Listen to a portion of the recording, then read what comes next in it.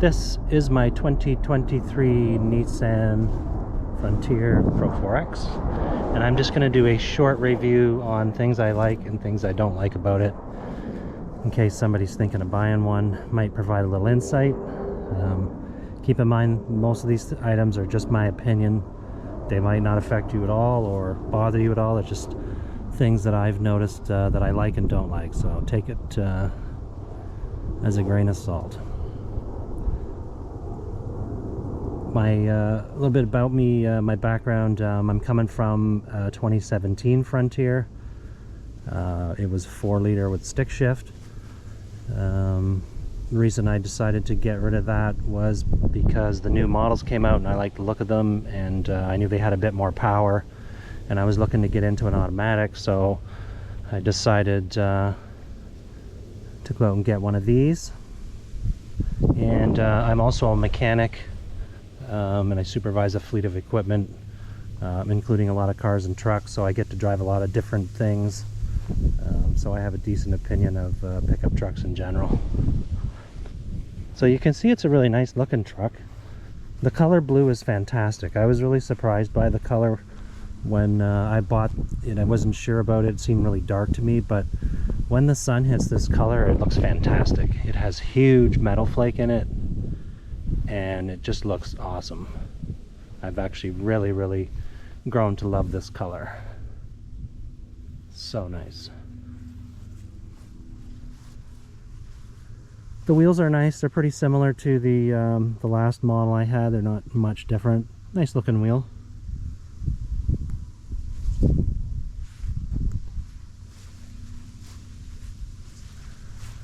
I decided to personalize the truck, so I took it to a wrap shop and I had them put this matte black in the center and then stripe around it a very similar color to the logo of the truck.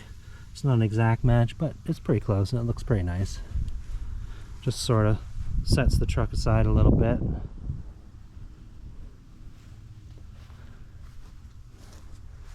I also decided to fill in the Frontier emblem on the back of the truck with the same wrap and as on the front of the truck,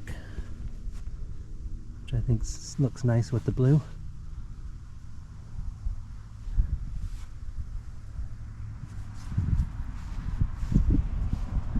Tonneau cover was off my old truck, fits right on the new one, just the same bed size, no problem there.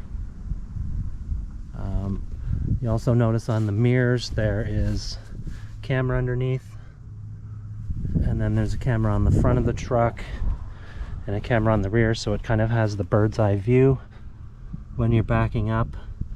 And there's a button on the dash you can press to see the cameras at any time, which is really nice. I like that feature.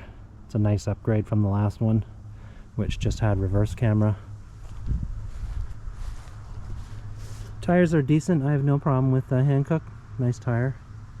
You also notice a mud flap on the front and then a mud flap on the rear, and then there was one in front of the wheel here, and it broke off in like the second week I had the truck, and I don't remember hitting anything with it. It was weird that it didn't break off. It actually had a crack in it, so I took it off. The other side still has its front one on. It hasn't busted yet, but it's a pretty flimsy little flap.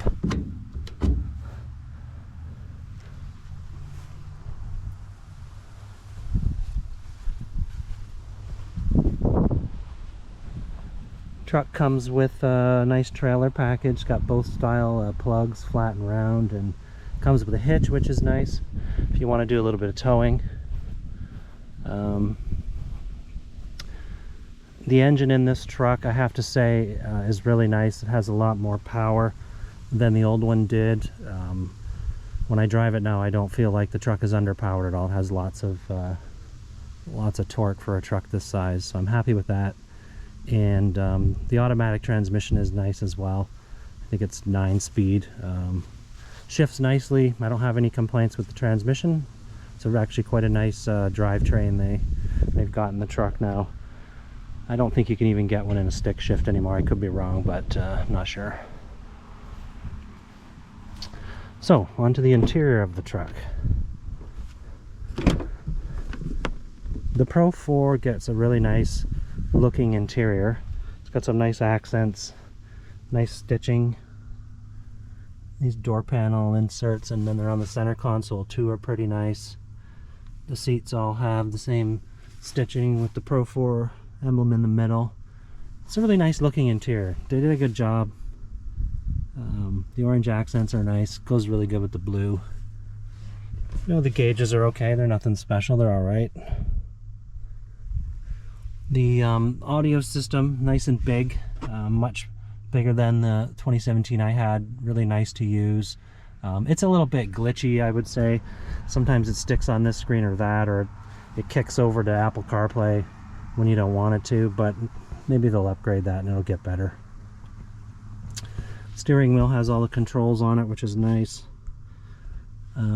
Pretty much the same as the old truck. The buttons are different, and in some cases I actually like the buttons on the old steering wheel better, but these are okay. They're suitable. The steering wheel itself, I don't love the design of it. The way the pieces come down here and stuff, I find they're kind of right where I would like to put my hand. There's like space here and here, but right about here is where I'd like the open space to be.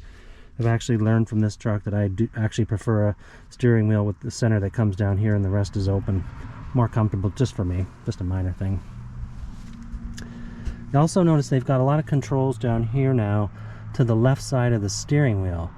And when you're standing outside the truck like this, no problem. You can see them, that's fine. Cargo lamp, hill descent, traction control, diff locker. But the problem is when you're actually in the truck driving, you can't see those at all. Maybe if you're a tall guy and you had the seat way back, you might be able to see them, but where I sit in this truck, my knee's pretty much up in here, and I can't see those controls at all. You know, luckily, aside from the traction control, don't really use them that much, but they're in a really awkward spot. I guess there wasn't much room left in the center of the dash to put things, so they had to put them wherever, but I don't love that group of controls over there. You got your tow mode, that sort of thing.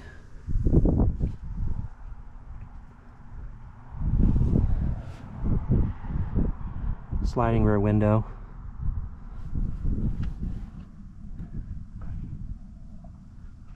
Now, the one thing I really don't like about this truck that I've learned since I've had it is these seats. Nissan, I know, uses some kind of gravity seat technology that the astronauts use or whatever, which sounds really great, but for me, this seat is really uncomfortable. It's a power seat, where my last truck was, and it had those knobs, but the power seat is weird because you can actually adjust the tip this way and forward and back, but you can't adjust the tip of the lower seat, which needs to be adjustable, because depending on how tall you are and how you sit, this part of the seat can actually dig into the back of your legs and become really uncomfortable.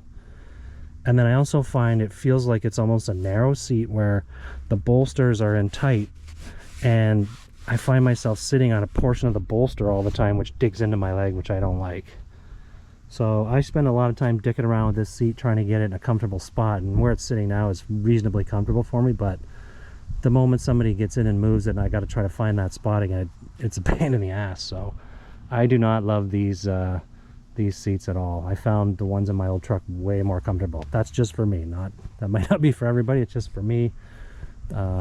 Way more comfortable than the old truck. Space wise, I think it's pretty comparable to the old truck as well.